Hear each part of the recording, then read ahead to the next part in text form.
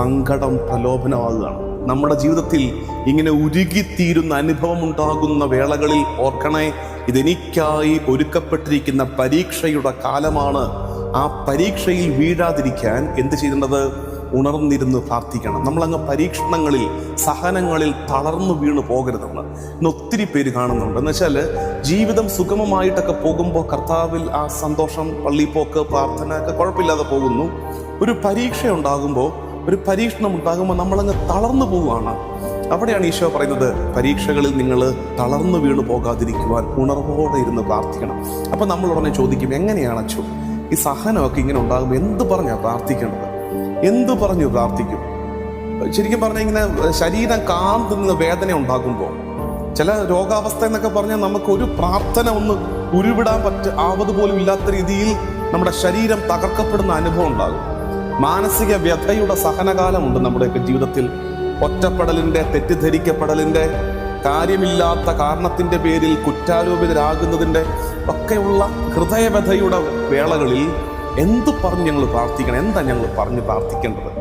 അതിൻ്റെ ഉത്തരം 1 പത്രോസ് 5-ാം അധ്യായം 6-ാം വാക്യം. ഈ വാക്യം മനസ്സിലാക്കിക്കോ. ദൈവത്തിൻ്റെ ശക്തമായ കരത്തിൻ്റെ കീഴിൽ നിങ്ങൾ താഴ്മയോടെ നിൽക്കുവിൻ. അവിടുന്ന് തക്ക സമയത്ത് നിങ്ങളെ ഉയർത്തിക്കൊള്ളും. നിങ്ങളുടെ ഉത്കണ്ഠകളെല്ലാം അവിടുത്തെ ഏൽപ്പിക്കുവിൻ. അവിടുന്ന് നിങ്ങളുടെ കാര്യത്തിൽ ശ്രദ്ധാലുവാണ്.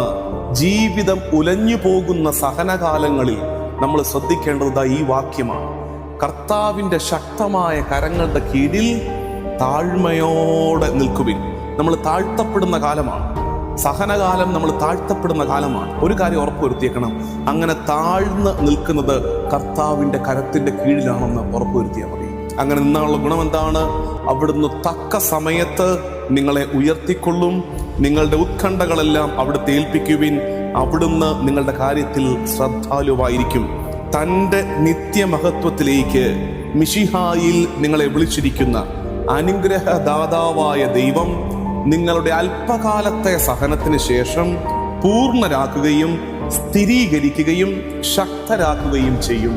സഹനകാലത്ത് തളർന്നു പോകാതെ, നിരാശപ്പെട്ടു പോകാതെ, പള്ളു പറയാതെ, ശപിക്കാതെ കർത്താവിൻ്റെ കരത്തിൻ്റെ കീഴിൽ നിന്നുകൊണ്ട് അതിജീവിക്കാൻ നീ ശ്രമിച്ചാൽ അതിൻ്റെ ബാക്കിയായി സംഭവിക്കുന്നത് അല്പകാലത്തെ സഹനത്തിന് ശേഷം പൂർണ്ണരാക്കുകയും സ്ഥിരീകരിക്കുകയും ശക്തരാക്കുകയും ചെയ്യും.